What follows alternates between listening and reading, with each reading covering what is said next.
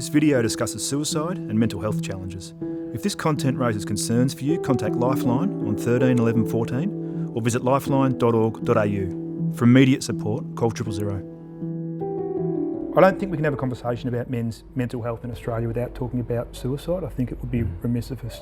And I know, Joe, that you've had an attempt on your life. Do you mind just telling us what was going on for you during that period of your life and what that was like in that moment? Yeah, lots of stuff. I think it was a culmination of many things at the time that I've lived with a very negative, challenging conversation inside my head a long part of my life.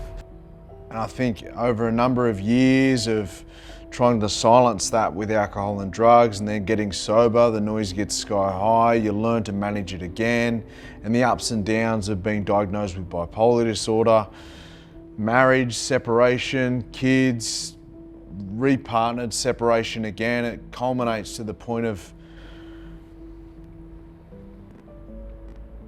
sitting on the shower floor, flipping a coin. And I could have flipped the coin 1,000 times and landed on no.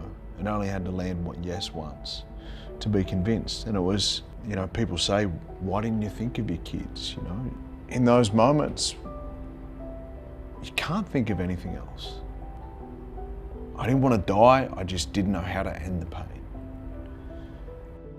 I started to look into, different forms of therapy and what that was, understanding how I got to that point, doing the work to not let me get back to that point, but also having enough humility to say that it's only that far away. Yeah. Sometimes you've got to go see a professional, and whether it's a GP or whether it's a therapist or whatever it is, right? And actually talk these thoughts out, and the sting can get taken right out of them. I'm extremely lucky to be able to be here to continue to do what I do, because if things went a different direction on that day, then I wouldn't be sitting here. But I always say something bigger than me kept me here.